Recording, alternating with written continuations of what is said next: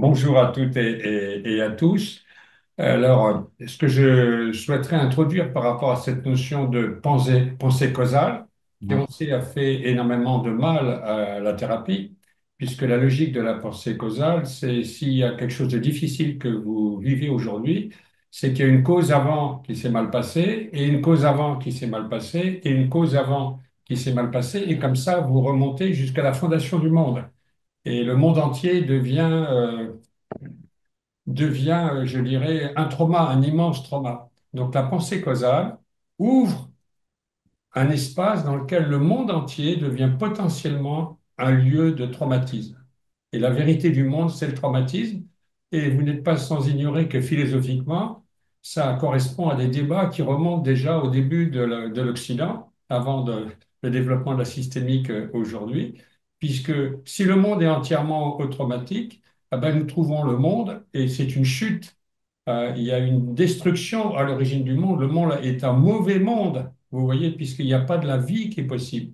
Et c'était des débats à l'origine de l'Occident, déjà chez Saint-Augustin, puisque c'est ça qui l'a amené à créer la notion de péché originel, parce que sinon c'est Dieu qui est coupable de ce monde-là, qui est atroce. Et donc il fallait dire, ah ben non, il fallait, entre guillemets, l'innocenter pour pouvoir percevoir qu'il y a quelque chose qui s'arrête dans ce monde traumatique. Donc ça, c'est la première idée que je voulais partager avec vous, c'est que ce qu'a redécouvert la systémique, c'est-à-dire qu'il y a quelque chose de vivant, parce que dans la systémique, le fait de sortir de la pensée causale, c'est sortir de cette pensée qui va nous ramener toujours à quelque chose qui est en déficit, qui ne va pas, qui n'est pas à sa place, qui ne fonctionne pas. Alors, lorsqu'on réfléchit à ça, le début de la pensée systémique, c'était de sortir de A qui amène B qui amène C, OK?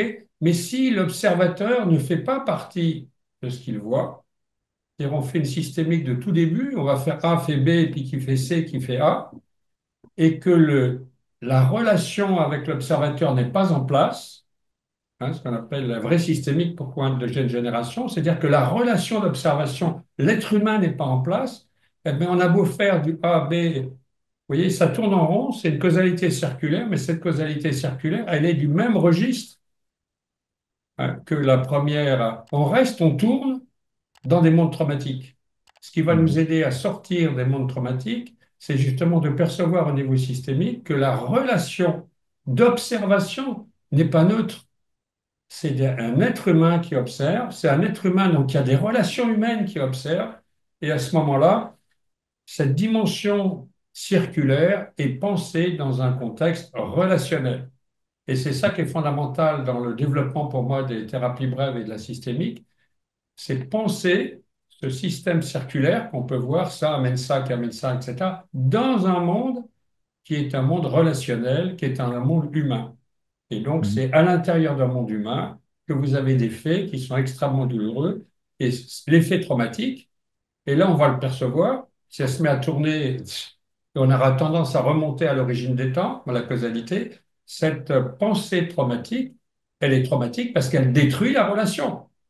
Le traumatisme, c'est avant tout une expérience humaine qui va détruire les relations. On devrait parler peut-être du traumatisme relationnel. Et c'est ça qui est à la base du traumatisme. Sinon, c'est du stress aigu. Vous voyez, c'est des événements extrêmement difficiles à intégrer. Il y a eu tout un débat à un moment donné, quand il y a eu le DCM4 sur le stress post-traumatique, et le général Croc disait, qui est un des grands pontes du travail sur les traumas, on dit, ah non, non, là, ils sont en train de confondre la dimension traumatique et la dimension du stress aigu, à travers un concept qui est flou de stress post-traumatique. Dans mon Mhm. esprit, et je passe la parole ensuite à Eric, la dimension fondamentale pour comprendre le sens d'un vécu traumatique, qui, pour la personne qui le vit, est une perte de sens totale, on ne peut sortir de là en thérapie qu'à partir d'une expérience dans laquelle la relation est en place, c'est-à-dire qu'il y a une observation de ce qui se passe, et s'il y a une relation, ça veut dire qu'on est au moins deux, et donc à deux, on peut observer ce qui se passe. Voilà, c'est comme ça que j'introduirai un petit peu cette dimension culturelle, de compréhension de la systémique et l'introduction par rapport au travail que fait Eric en TLMR ce que j'ai essayé avec lui aussi de promouvoir dans le cadre de la réflexion, de la compréhension de l'approche narrative en thérapie et de l'hypnose aussi, puisque Mm. la racine, évidemment, ce sont des conversations et des transes dans Mm. lesquelles la relation est en place. Si je rebondis sur ce que Oui, tu dis, Julien, je vais reprendre euh, la question de la causalité linéaire. La causalité linéaire, puisqu'il y a A, ça veut dire qu'il y a B qui provoque A. Et on oublie tout le temps que cette causalité linéaire ne fonctionne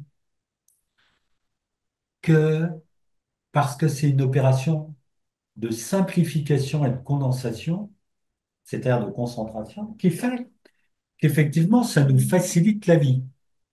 Sauf qu'en retour, ça n'est valide qu'à partir du moment où la relation, vous voyez, la trame relationnelle n'a pas besoin, est en place, donc elle est entre parenthèses, et donc on va faire comme si elle n'existe pas. Et le contexte, on va faire aussi comme s'il n'existe pas. Vous voyez, si je dis, euh, zut, ma voiture est en panne, ça doit être la batterie, vous voyez bien que je suis dans un discours de causalité linéaire parce qu'il n'y a que la batterie, la voiture et rouler, enfin démarrer. Donc évidemment, dans cette situation-là, ma voiture elle soit chez moi ou qu'elle soit sur le trottoir ou qu'elle soit chez le garagiste, n'a pas beaucoup d'importance puisque c'est bien uniquement entre la batterie et la voiture. Mais vous voyez bien que si je rentre dans cet exemple-là, dans la causalité linéaire, et que je continue, et que si par hasard, c'est pas la batterie, mais c'est autre chose, je peux en arriver avec la causalité linéaire à démonter toute la voiture sans trouver la panne.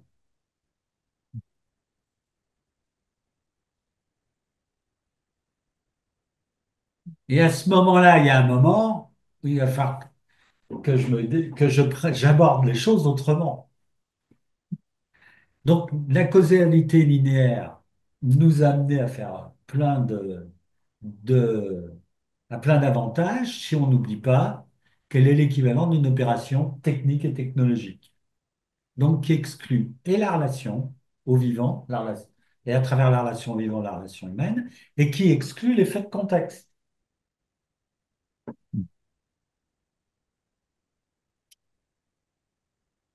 Je vais, et justement, comme on parle du trauma, je vais vous donner un petit exemple qu'on va partager ensemble. Vous voyez? Qui est pour moi très illustrante. On pourra en prendre d'autres dans les expériences. Mais je vais prendre l'exemple de l'expérience de Pavlov, parce qu'elle est extrêmement simple. Le chien, comme objet d'expérimentation, il est opéré pour avoir une poche et on le met en privation sensorielle. Et à ce moment-là, on lui donne la nourriture à des heures très précises et on observe qu'à ces heures, on n'a plus besoin de lui donner la nourriture, la salive vient.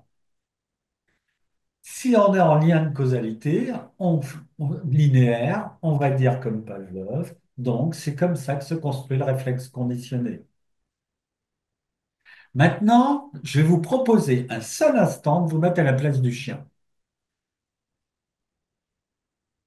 Et là, si vous vous mettez à la place du chien, est-ce que d'être dans un environnement de privation sensorielle est l'environnement du chien? Est-ce que de se retrouver bloqué corporellement avec une poche sous l'estomac est physiologique pour un chien? Non. Donc, en d'autres termes, le seul moment où il y a une relation vivante est au moment où il y a la nourriture. Question, à ce moment-là, est-ce que dans cet environnement traumatique et aseptisé, La réponse de salivation, d'hypersalivation est en lien avec la nourriture, ou avec le seul moment d'anticipation, où là, on pourrait dire l'animal est réhumanisé en quelque sorte. Eh bien, la question, elle est centrale. Et vous voyez bien qu'on peut voir ça sous les deux facettes. Sauf que si on va sur cette logique-là, c'est-à-dire que le réflexe conditionné n'est plus un réflexe conditionné, mais l'expression d'un vécu traumatique massif. Si je peux me permettre de rebondir, on pourrait faire une analogie tout à fait similaire, euh, pardon pour l'exemple, mais elle reste réelle, avec la torture. Oui, Hein, c'est un contexte de privation où les liens sont altérés, mais il y a à certains moments, quoi qu'il en soit, quand même, relation, même si elle peut toujours être discutée et critiquable, mais il y a quand même relation et interaction humaine, qu'on le veuille ou pas. c'est ça. Et que ça peut créer dans ces situations-là, bah oui, dans les moments de privation, eh bien, voilà, un soupçon ou un reste peut-être de relations humaines, ou en tout cas au moins ne serait-ce que peut-être une représentation de la relation humaine, mais relation humaine quand même, aussi minimaliste, même si elle est dans un vécu même si elle est dans un vécu de maltraitance. Donc on pourrait démultiplier comme ça, oui. Et on pourrait rebondir, tu vois, à partir de ton observation, Stéphane, sur l'expérience de Harlow avec les singes Oui. qui ont amené à l'attachement et qui a permis de découvrir que ben, les besoins, s'ils sont les besoins physiologique, manger, boire, si et où là on est en causalité, si je te donne à boire, si je te donne à manger, tu vas être en bonne santé, bah, pas du tout. S'il n'y a pas la nourriture affective, s'il n'y a pas la dimension relationnelle, et ben à ce moment-là, en retour, les singes dépérissent et essayent de se réunir ensemble, de s'accoler ensemble dans la détresse pour partager la détresse. Donc, vous observez, la causalité linéaire n'est valide qu'à partir du moment où elle est dans une vision technique et technologique. C'est-à-dire, en d'autres termes, où le contexte et la relation, c'est-à-dire la relation affective, non, ne sont pas des éléments pertinents. Ouais, pour moi, c'est dans ce que tu viens de dire, c'est vraiment important. C'est un modèle technique. Et je dirais qu'aujourd'hui, nous souffrons beaucoup psychologiquement dans une culture, entre guillemets, où la technique a tout envahi. Parce que quelle est la caractéristique de la vie affective, la vie humaine? Cette caractéristique, c'est de pouvoir partager une expérience à travers une relation dans laquelle on va commencer à exister en partageant des expériences. Ok. C'est quoi la différence avec la technique? Si j'ouvre à mon robinet, j'ai besoin que l'eau coule. Donc dans la technique, c'est action-effet. Vous avez une action, vous avez besoin d'un effet. Et là, sinon, vous allez remettre en cause la personne qui a construit cet objet technique. L'objet technique a été construit. Donc, il a été construit dans un contexte particulier pour pouvoir avoir de l'eau, partager, boire ensemble, etc. Mais quand vous êtes focalisé sur la causalité linéaire, c'est je tourne le robinet, il y a l'eau qui coule. Ok. Donc, dedans, c'est de l'identique qui revient à chaque fois. Ce que recherche la technique, c'est de l'identique. Ok. Or, vous voyez bien dans la relation humaine, ce qui est différencie de l'identique, c'est que la notion de créativité, la notion de différence, le fait qu'il y a à chaque fois dans la relation, on fait un pas de côté et ce pas de côté va enrichir la relation et vice-versa. Donc il y a toujours de la différence dans l'affect et c'est parce qu'il y a cette différence qui est accueillie qu'il y a une unité du sujet qui peut se créer à partir de quelque chose qui est vivant dans la relation humaine. Et la technique, si on veut qu'elle ait du sens, il faut la remettre dans ce contexte où il y a une relation vivante.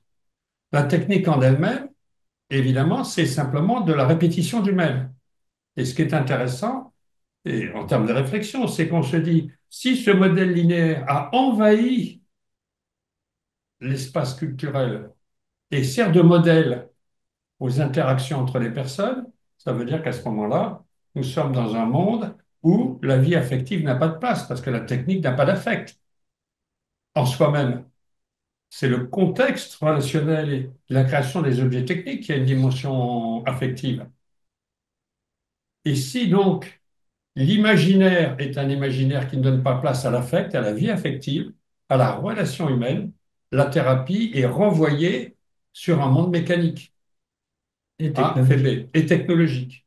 Et c'est évidemment ça dont nous souffrons tous en termes d'effet sur la vie du sujet au niveau psychique, d'approfondissement et d'un monde qui est de plus en plus mince. Vous voyez, il y a de moins en moins de vie. D'où le développement, je dirais aujourd'hui, d'un certain nombre de pathologies, et en particulier dans les mondes traumatiques, parce que les mondes traumatiques, c'est ce qu'a décrit Eric tout à l'heure par rapport aux chiens, c'est simplement des effets de survie, vous comprenez, automatiques, pour essayer de trouver quelque chose, pour sortir de ça. C'est pour ne pas s'effondrer qu'il y a ces effets-là. Si le chien chez Pavlov n'avait pas n'a pas pu rejoindre quelque part par sa manière d'être la vie qui revient, ah ben, ce serait, il serait mort, il serait enfermé dans un monde où la mort arrive. Et si la thérapie, c'est reconnecter les gens avec la vie, hein, des gens viennent nous voir parce qu'ils souffrent, le but de la thérapie étant évidemment de permettre aux gens de se reconnecter à l'expérience de vie. Si on a une pensée qui est enfermée dans un monde technologique et un monde A fait B fait C, dans lequel il n'y a que de l'identique et pas de la différence, eh bien, vous allez amener la personne à s'enfermer dans une thérapie sans fin pour essayer de survivre. Et tout l'imaginaire, tous les dialogues que vous allez faire avec la personne vont tomber à plat et la personne va continuer à faire cette expérience d'être seule au monde, vous comprenez, et de jamais rencontrer la relation humaine et d'être dans un monde qui n'a pas de sens.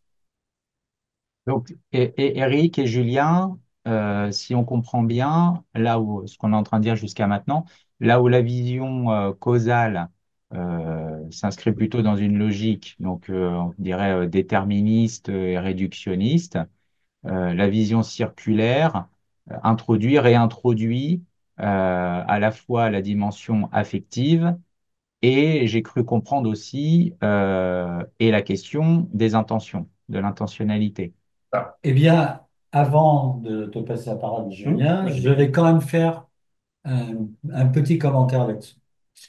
La première, dans la vision systémique, la première cybernétique, Werner lui-même avait alerté sur le fait que cette première cybernétique était orientée, cette première systémique orientée vers les trajectoires de missiles et qu'il n'était pas du tout certain de de la pertinence de son application à la relation humaine. Mm. Et en fait, il va falloir attendre la deuxième cybernétique pour montrer que la position d'observateur influe sur l'observation. Et là, on commence à rentrer dans la relation. Je ne sais pas si je dévoile maintenant. Aujourd'hui, en tout cas dans la base de ce que j'ai développé, euh, et en lien d'ailleurs, entre autres, avec la pensée de Bateson, la pratique d'Erickson et d'autres, c'est l'idée que le principe du vivant, c'est que la relation est première et qu'on se construit dans la relation. Et j'aimerais préciser quelque chose de vraiment très important. C'est quand on parle de relation, tout le monde dit, mais on travaille avec la relation, elle est partout. Oui, mais on oublie simplement qu'on parle de représentation de la relation. Représentation sous forme de pensée, sous forme d'acte, sous forme d'image, sous forme de sensation. Mais la relation en elle-même, c'est d'abord une expérience relationnelle. Et donc, c'est d'abord et avant tout une expérience corporelle, partagée. Et c'est très important parce que ça veut dire qu'on remet, que c'est repositionner le fait que l'expérience humaine est une expression de l'expérience de vie Et qu'à ce moment-là, pour que l'expérience de vie devienne pleine et entière, ça nécessite qu'on ait une vision relationnelle, c'est-à-dire une vision vivante d'un monde vivant et d'un autre vivant. Or, notre tendance, et particulièrement dans la société occidentale depuis surtout le milieu du XVIIIe siècle, c'est d'avoir transformé le vivant en objet. Et la question est que lorsqu'on est sur un objet, on peut être sur action, réaction, et où l'acte est une fin en soi. Dès lors qu'on revient dans une vision du vivant, se pose la question de l'intentionnalité qui vient, et avec l'intentionnalité, des effets, des actes, des actions qui ne sont pas uniquement tournés vers soi, mais qui sont tournés vers le monde, c'est-à-dire l'environnement, qui sont tournés vers l'autre. Et bien sûr, c'est ces effets, l'observation de ces effets qui valident les actes. Or, quand je suis dans la causalité linéaire, si les effets en retour viennent valider mon action, eh ben, l'action, elle est valide en soi.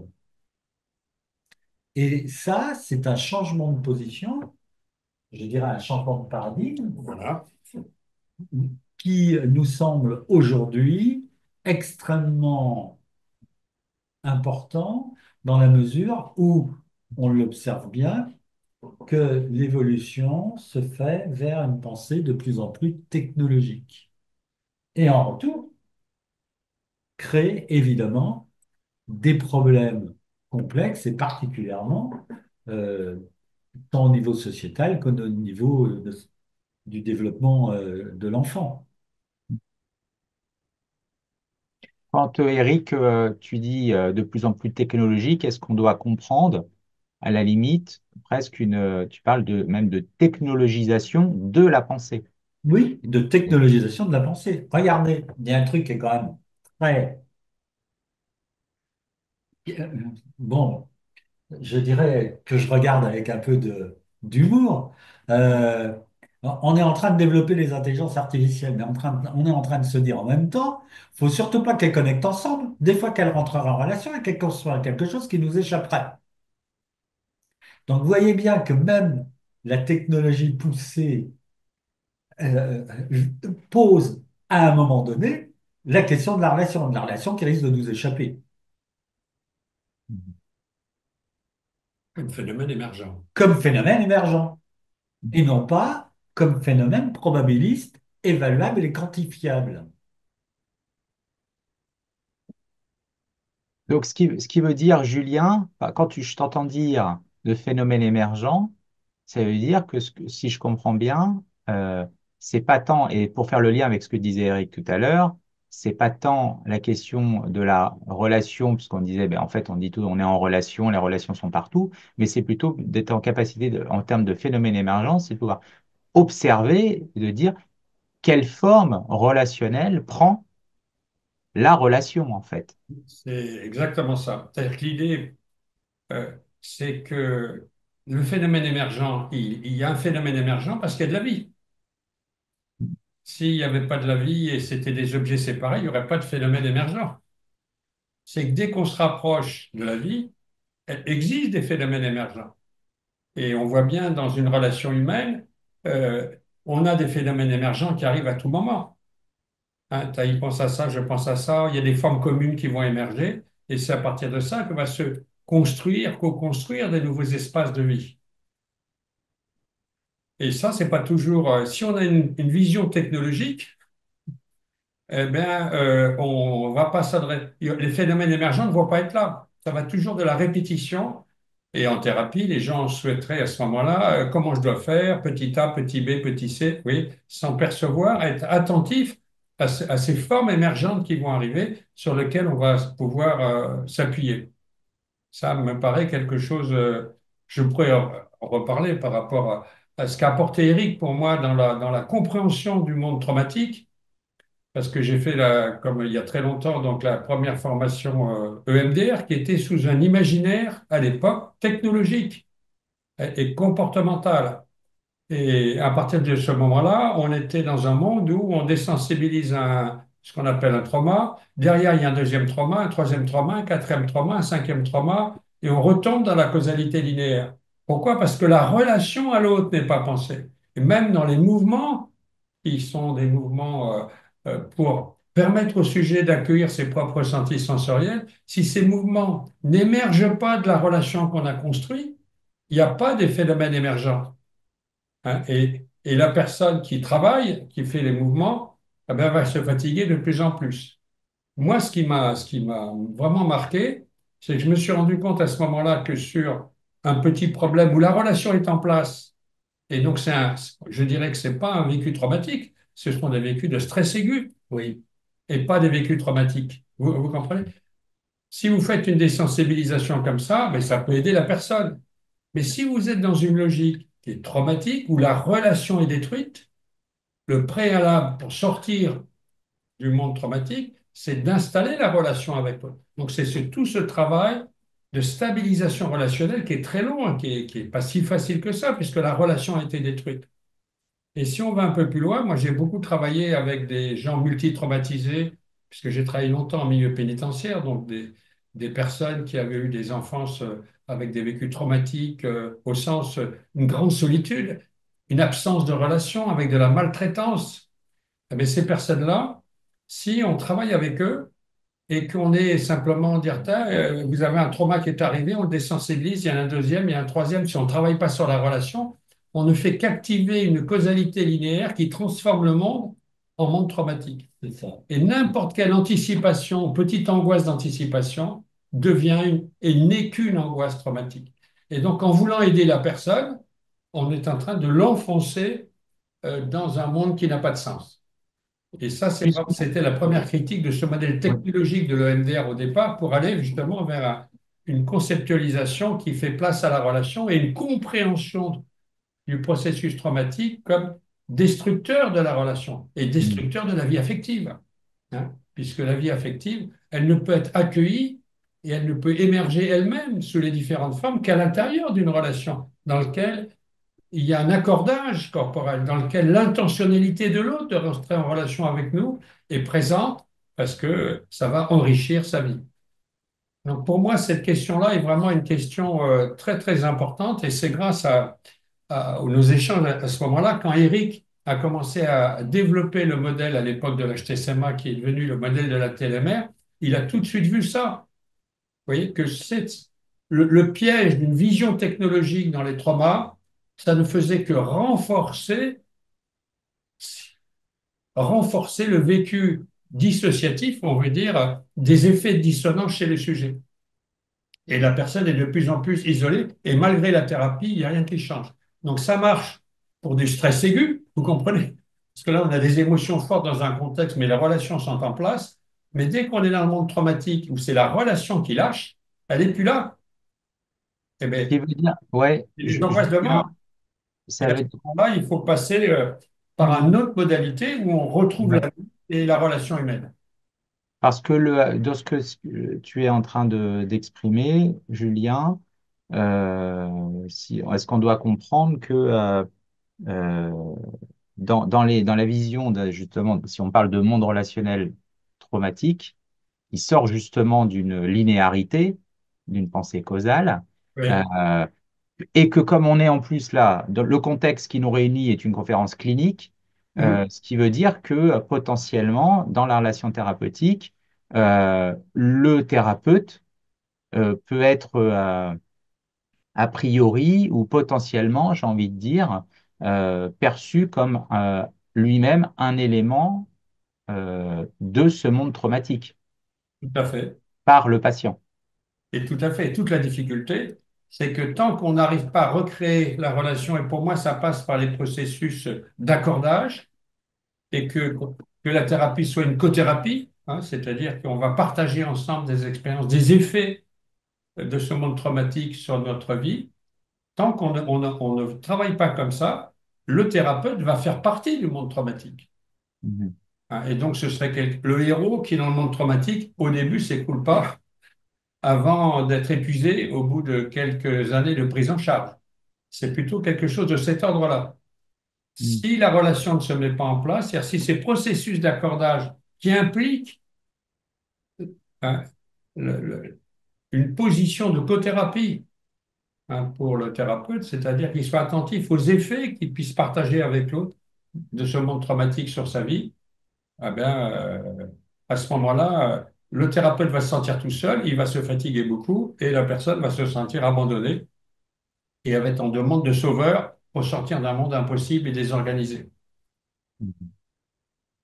Ça me paraît vraiment épistémologiquement, donc je dirais que ce qu'a permis le développement de la télémère, c'est le passage d'une cybernétique premier, premier niveau, dans lequel la position de l'observateur n'est pas en place, à une cybernétique de deuxième niveau, c'est-à-dire une systémique, dans lequel la position de l'observateur est en place et l'observation a des effets sur l'observateur. Et si on observe ensemble avec la personne qui vient, qui est sous les effets du traumatisme, eh bien, on peut à ce moment-là commencer à partager des expériences et à ouvrir de nouvelles espaces où la pensée peut arriver, parce que s'il n'y a pas d'affect, il n'y a pas de pensée.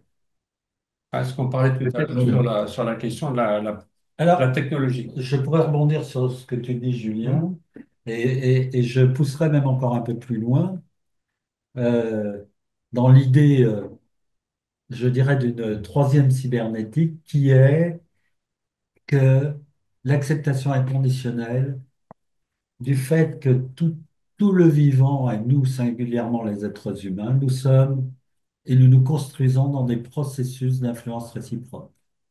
Donc ça veut dire que là, il n'y a plus l'observateur qui participe à l'observation, mais le processus même d'observation structure les informations qui vont être sélectionnées. C'est-à-dire que le processus même d'observation s'impose, et évidemment l'intention avec laquelle l'observation va avoir lieu, l'observation s'impose et à l'observateur et à l'observé. Et pour ça, ça me semble vraiment quelque chose de tout à fait essentiel, car quand on regarde comment, euh, comment nous nous développons en tant qu'être humain à partir dès la conception, euh, ça veut dire que nous sommes à la fois d'abord et avant tout des êtres d'appartenance et que notre singularité, la personne que nous allons développer, va prendre place et va se développer dans l'espace humain, donc dans l'intime, on va dire de la famille ou de la communauté intime, dans l'espace social, il va se développer dans l'appartenance. Ça veut dire quoi? Ça veut dire qu'un bébé seul, Winnicott, ça n'existe pas. Benson a dit un esprit seul, ça n'existe pas. Ça veut dire que c'est dans l'appartenance qu'on va développer notre singularité. Et nous sommes organisés pour ça. Et c'est là où je peux rejoindre euh, la dimension de de l'approche narrative. Ça veut dire que ce qui va nous construire avant des représentations identitaires, ça va être euh, Mm. à travers nos expériences de vie, l'histoire qui va se construire, notre histoire, dans l'histoire de notre passé, dans l'histoire future. Et cette histoire, c'est la colonne vertébrale temporelle de notre vie.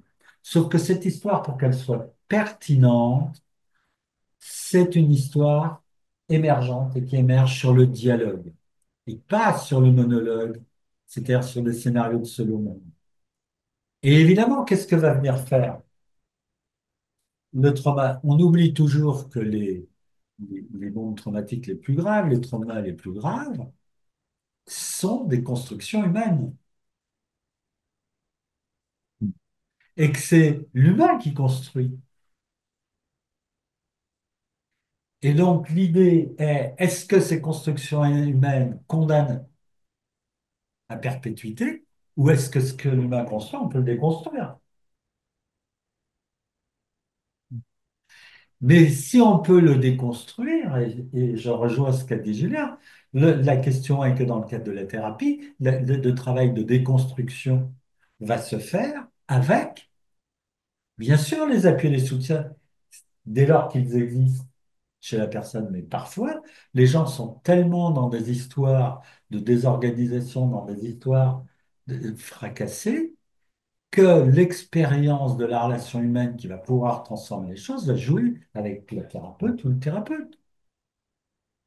Sauf que, au départ, vous voyez bien que l'intention avec laquelle va se mettre en place la construction, c'est-à-dire l'altération des relations qui va construire un monde traumatique, c'est toujours dans des rapports de pouvoir sûr.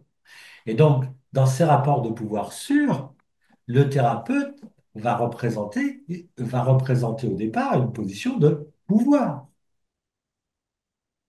Et la personne va avoir tendance, un certain nombre de personnes vont avoir tendance à faire monter le ou les thérapeutes dans justement la position d'expert, parce que la position d'expert n'est pas menaçante, puisqu'elle exclut la relation humaine. Sauf qu'à ce moment-là, en retour, vous voyez, en termes systémiques, on restera dans une relation, dans la dualité, dans une relation technologique, qui permet comme ça de maintenir à distance la relation humaine. Or, le problème est que c'est justement là où il va y avoir les effets thérapeutiques de transformation et de faire l'expérience, vous voyez, de la confiance, parce que c'est ça la base. C'est pas de se sentir sécurisé dans un scénario de Solomon, c'est de pouvoir faire l'expérience universelle de la confiance dans le fait que la relation humaine peut être soutenante et accompagnante.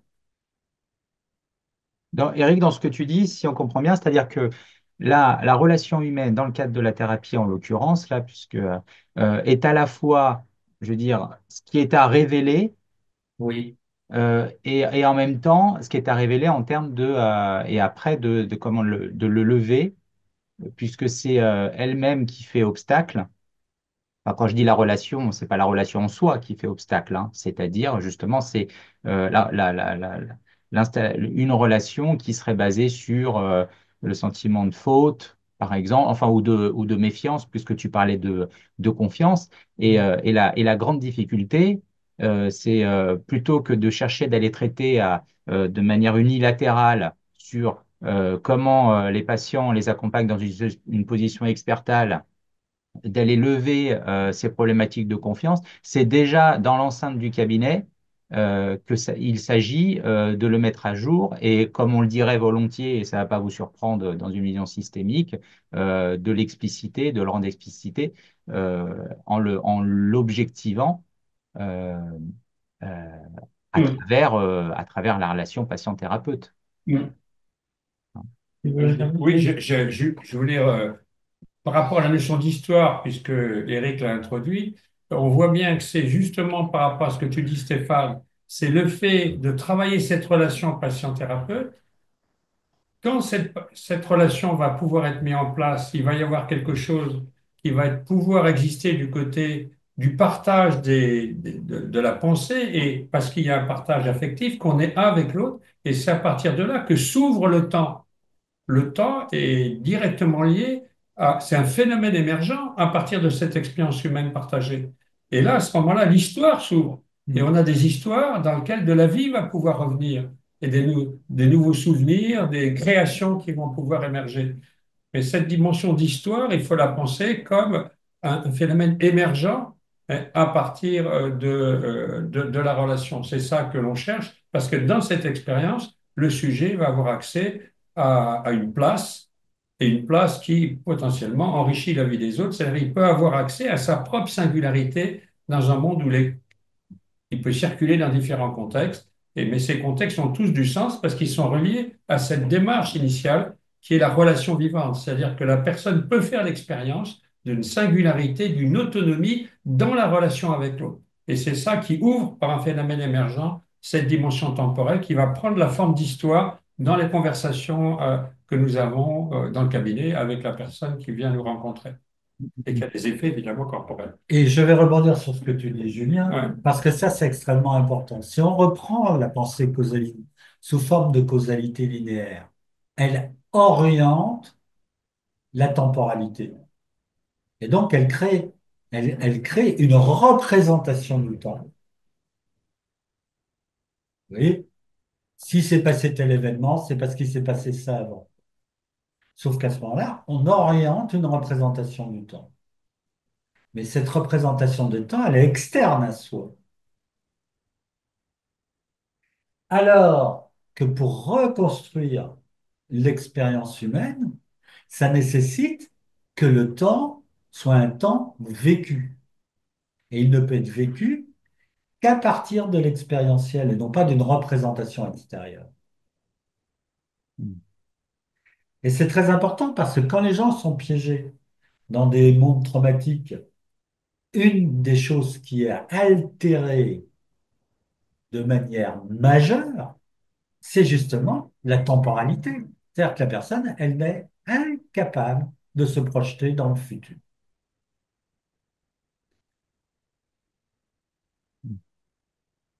C'est Et, et donc, c'est à partir de la rencontre, vous voyez, dans l'expérience de l'essai maintenant, du partage d'expérience, que va pouvoir se réintroduire le processus de réhabilitation et de reconstruire une histoire humaine.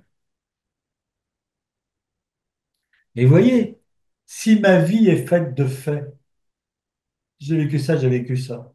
Si ces faits, ils sont pas en lien au niveau de l'expérience, ni avec moi-même, ni avec les autres, ni avec les autres, ni avec moi-même, je vais rentrer pour essayer de construire du sens dans des liens de causalité linéaire. Mais vous voyez bien que ces liens que je vais faire pour essayer de construire du sens n'amènent pas à l'expérience partagée, Mm. qui est je donne du sens ou les événements que je vis prennent sens dans le partage d'expérience avec l'autre et dans le témoignage réciproque. Éric, Julien, à cet instant, euh, est-ce que euh, il y aurait vous auriez le souvenir d'une situation concrète, enfin avec un patient ou une patiente qui vous vient à l'esprit où justement cette dimension relationnelle, comment la réhabiliter, vous vient à l'esprit, ou ce partage d'expérience où Eric, ou encore Eric, quand tu parlais de se réapproprier le temps, c'est-à-dire que ça devient quelque chose et non pas quelque chose de vécu comme extérieur. Si vous aviez un exemple ou une situation vécue, je me fais l'écho pour des illustrer. retours que nous avons en disant c'est passionnant. Juste, est-ce qu'on aurait quelques illustrations comme ça de notre pratique en fait du quotidien, quoi. Et, Euh, j'en ai plein, j'en ai Oui. plein. Je peux prendre une situation là, pas plus tard que ce matin, donc avant. Euh, je travaille avec un homme qui découvre qu'il vit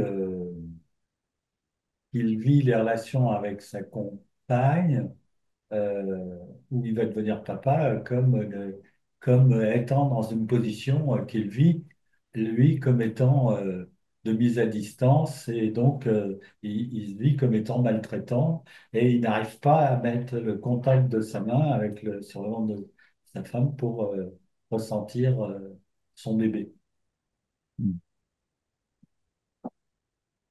Et, euh, quand il me le dit, tout d'un coup, il s'effondre en larmes. Et quand il s'effondre en larmes, euh, et- la tentation aurait été d'aller le consoler, quoi, ou de lui dire des paroles de réassurance, vous voyez, donc causalité linéaire. Ah Mhm. ben comme il réagit comme ça, je vais faire ça pour voilà. Et, euh, et en fait, j'ai approché ma chaise à côté de lui et j'ai mis ma main comme ça. Et il a regardé sa main, il était en détresse. Et, et quand, euh, et quand, euh, et quand il voit ma main, il me dit, non, je ne mettrai pas ma main dedans parce que je sais que si je le fais, c'est pour vous obéir et c'est pas parce que je veux. Et il continue à être seul dans sa détresse, ou si je fais le lien d'ailleurs avec les pleurs d'enfant, c'était plus sur le versant de la colère que de Mm. l'authentique désespoir.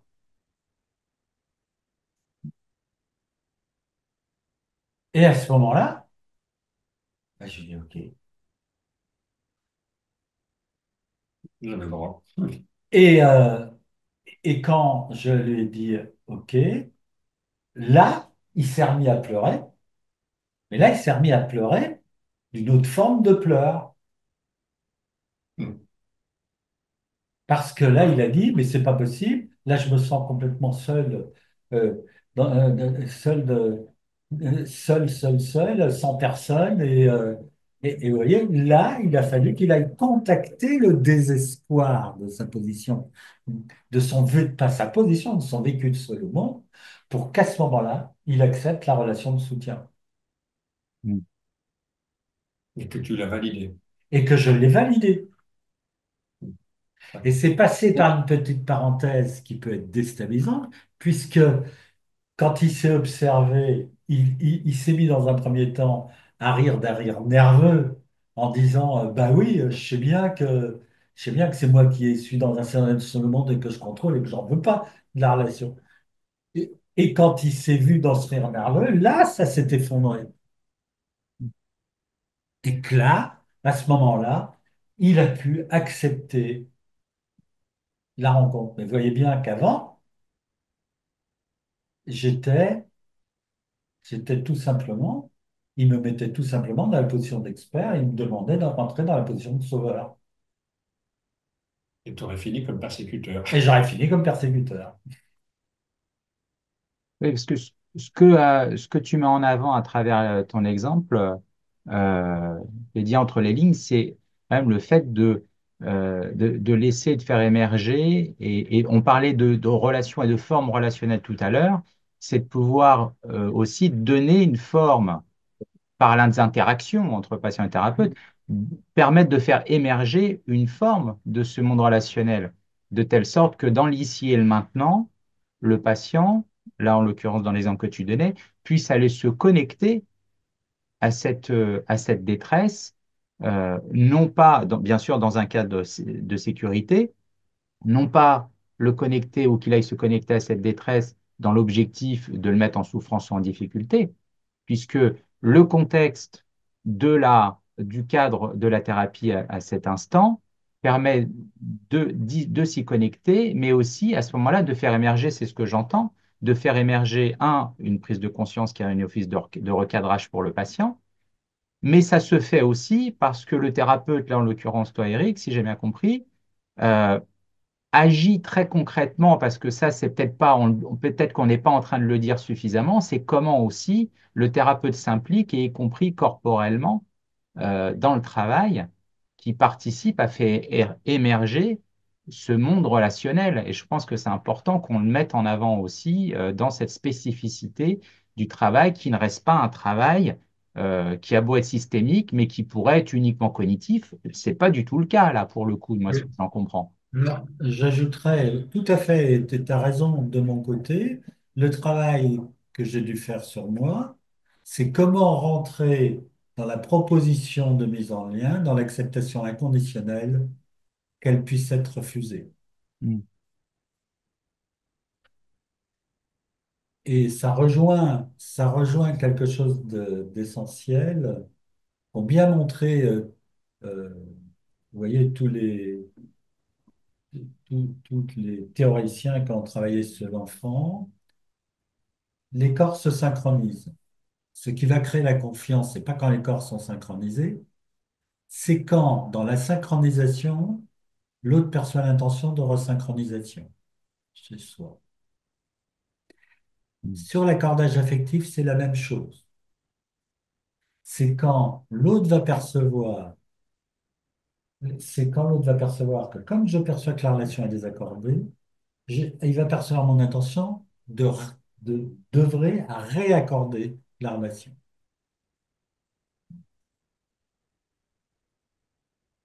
Donc, c'est pas, vous voyez, c'est pas quand les choses marchent qu'on crée l'expérience de confiance. Mm. Et quand ça ne, ça ne marche pas, c'est désorganisé, c'est désaccordé, qu'à ce moment-là, la personne va percevoir les intentions que vous faites pour réaccorder ce qui est désaccordé. Et c'est là où la personne va se sentir comprise et va construire la relation de confiance.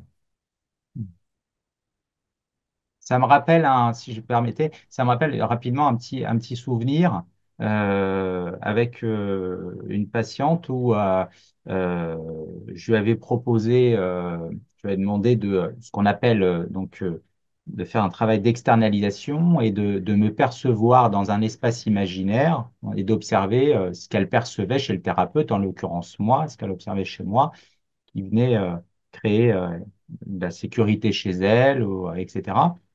Et en fait, après en avoir dit, peu importe la réponse, mais après en avoir, après avoir échangé avec elle, en lui disant la manière dont on s'y prend, est-ce que vous pouvez me faire un retour sur la manière dont on travaille? Elle m'a dit, c'est pas tant la réponse qui a été importante que le simple fait que vous me posiez la question, en fait.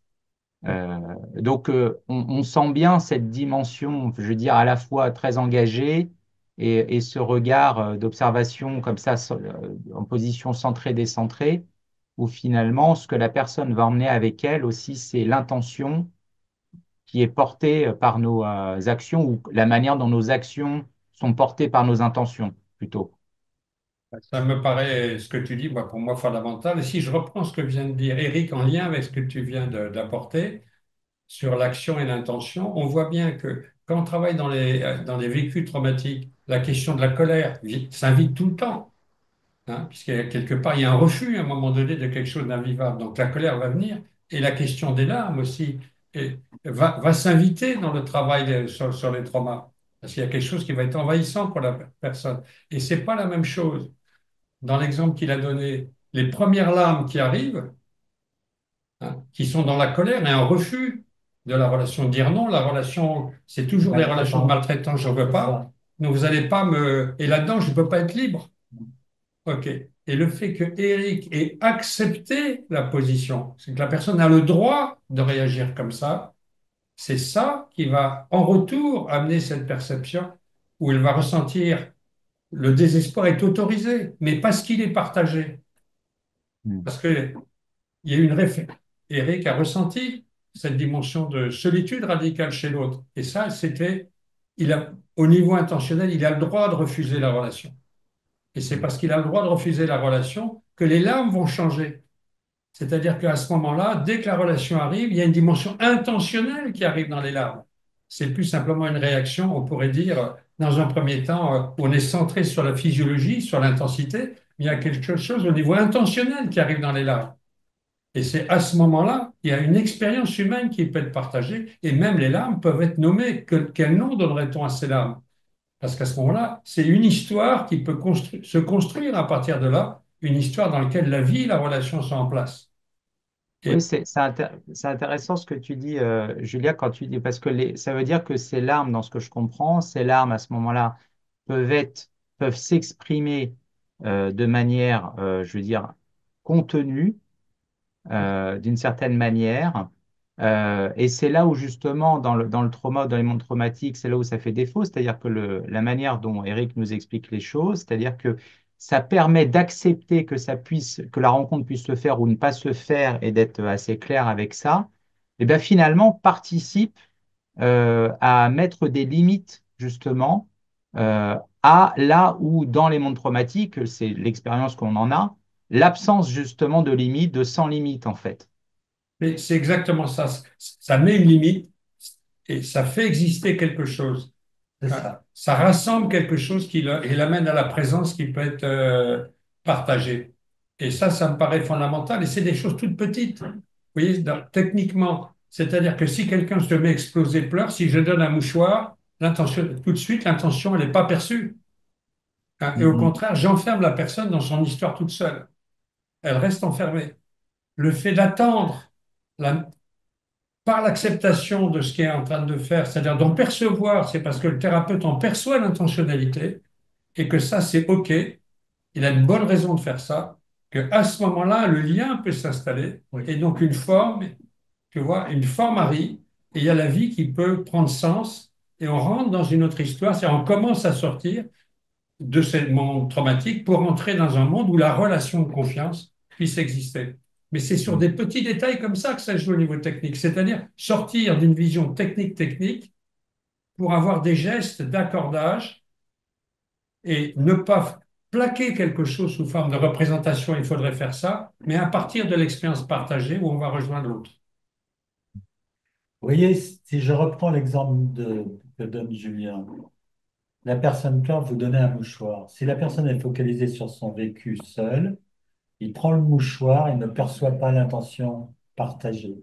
Donc il est dans l'action-réaction, il est dans la causalité. Puisque je pleure, j'ai un mouchoir, je sèche. Mm.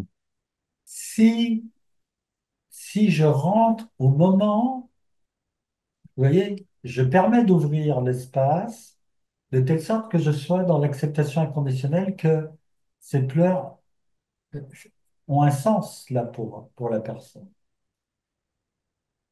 À ce moment-là, je vais pouvoir percevoir à quel moment la présence des pleurs je vais pouvoir les partager. C'est-à-dire que si je vais trop vite, les pleurs, elles sont chez la personne et je ne partage pas, je ne rentre pas dans l'expérience des pleurs. Si je rentre, voilà, c'est-à-dire que les pleurs, là, commencent à me toucher. À ce moment-là, je vais pouvoir prendre le mouchoir. Et au moment où je vais tendre le mouchoir, je ne vais pas le mettre collé dans la main. Je vais faire comme ma main tout à l'heure. C'est-à-dire, je vais la mettre juste là devant pour qu'il y ait le mouvement de prise de mouchoir. Et c'est cette rencontre-là qui va emmener la relation de confiance. Pourquoi? Mm. Parce qu'à ce moment-là, c'est dans la présence du lien à l'autre que les larmes vont se sécher. Et donc, ça veut dire qu'en retour, ça nécessite chez le thérapeute d'être aussi très attentif aussi Oui. donc alors au rythme de manière générale, mais à son propre rythme, mais aussi j'allais dire à ses perceptions internes. Hmm. Tout à fait, et ça, c'est la base de la synchronisation. Ouais. Ce qui m'avait mis en difficulté quand j'avais fait la formation à Palo Alto, c'est que dans l'évolution des thérapies brèves, euh, il y a cette dimension de tout ce qui est de la dimension des effets relationnels et de l'attention qui est dans les thérapies narratives. Et ce que j'ai introduit en plus, c'est la dimension corporelle, mais du corps comme matrice relationnelle. Ça veut dire quoi? Ça veut dire que si on part de cette idée-là, les perceptions, les émotions sont du dialogue relationnel. Et que donc, si j'ai une émotion, l'émotion, elle va construire une histoire parce que quelque part, elle va rencontrer une écoute. Et que si elle ne rencontre pas d'écoute, que ce soit en termes d'émotion, en termes de comportement, en termes de pensée, s'il n'y a pas d'écoute en face, si c'est des mots qui sont vides, on va à ce moment-là, ça va rentrer dans le sans fin. Donc ça peut rentrer, comme je dis, ça peut monter dans les tours émotionnellement. Et quand la personne est dans le débordement émotionnel, ça signe qu'il n'y a personne pour recevoir dans sa vision à elle. Quand la personne est dans le, comment dirais-je moi, dans une, comme on dit, une diarrhée verbale, Mm. ça signifie qu'il n'y a personne pour recevoir. Et même si vous êtes là, vous n'êtes pas dans le champ de conscience de la personne, comme personne. Et donc, c'est vraiment là où il y a un changement extrêmement important, c'est que la vision systémique n'est plus uniquement sur le langage, sur le comportement, il est aussi sur les intentions, il est sur les effets relationnels et il est sur l'expression du vécu corporel comme expérience de partage et comme base de ce que va permettre le langage, c'est-à-dire construire une histoire.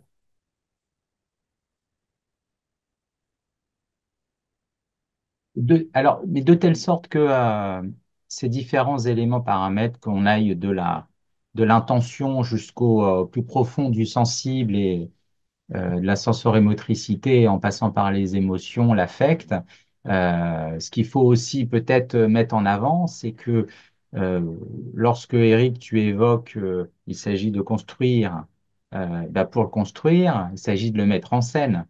Oui. Et donc, il y a aussi cette dimension, on l'a peut-être pas suffisamment insisté, mais prenant en compte le fait qu'il y ait aussi cette dimension de l'imaginaire qui va nous amener de fait, en créant, en faisant émerger, en laissant émerger des scènes, que ce soit des souvenirs ou que ce soit des images, des métaphores, des symboles, peu importe, des interactions très concrètes, à travers l'imaginaire euh, sur lequel nous allons pouvoir rebondir. C'est le travail d'externalisation et de triangulation en thérapie. Et Ok. Ça me paraît fondamental parce que s'il n'y a pas cette dimension intentionnelle et relationnelle dont a parlé Eric, et donc corporelle, d'un corps vivant, puisque le corps n'est vivant que lorsqu'il partage cette expérience avec l'autre, il y a quelque chose qui émerge. Et une fois que ça émerge, il y a un imaginaire qui va arriver, et à ce moment-là, cet imaginaire est un imaginaire métaphorique. C'est-à-dire qu'il y a des contextes qui vont arriver, et la pensée est une pensée vivante qui donne forme à la vie. Donc cet imaginaire porte en lui-même une vie affective qui va permettre au souvenir, à de nouvelles expériences et à la créativité de se développer. Si la relation n'est pas en place, les images qui sont dans le monde traumatique, ce sont des images de reproduction systématique. C'est toujours les mêmes images qui viennent. Et là, il y a zéro métaphore. On a ça dans les processus, par exemple, dans les flashbacks. Vous voyez, c'est l'impossibilité de la métaphore. Et si la métaphore n'est pas là, c'est parce que la relation n'est pas là et donc on n'est pas en capacité d'accorder des contextes différents. Les personnes vous racontent des histoires dans lesquelles il y a des tas qui sont séparés et qui n'ont pas de sens les uns par rapport aux autres. Donc tout le travail thérapeutique, je dirais, c'est ce que tu viens bien de dire, c'est à un moment donné, il va falloir mettre en scène à travers soit une expérience qui est jouée, soit à travers une histoire ces phénomènes dans lesquels, mettre en scène ces phénomènes dans lesquels la métaphore est présente et la pensée est une pensée vivante. Mm. Parce que s'il n'y a pas accès à ce type de pensée, de représentation, la personne reste dans la tête et son expérience humaine est coupée de son expérience affective, émotionnelle, relationnelle, corporelle. Et là, on est dans des mondes de représentation à vide qui tournent avec la plainte qui organise ça pas derrière.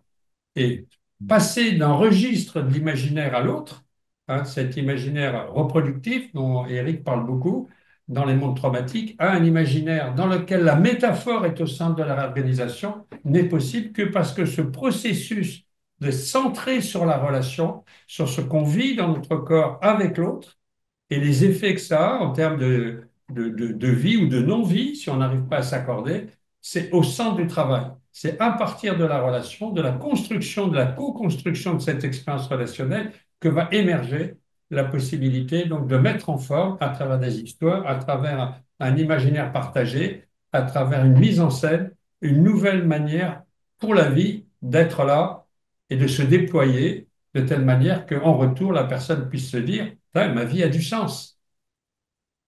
Et moi, en agissant, eh ben, ma propre liberté, ma propre expérience de vie amène chez les autres aussi un enrichissement potentiel, comme ça peut l'amener chez moi, parce que ça a du sens. On ne fait pas n'importe quoi, parce qu'on construit une vie dans laquelle chacun est à sa place, et là, on n'est plus bloqué dans des émotions qui vont vous s'imposer à vous, mais vous allez faire une expérience de rire partagé, de joie, qui est l'expérience de la relation et du partage affectif quand le partage affectif est là.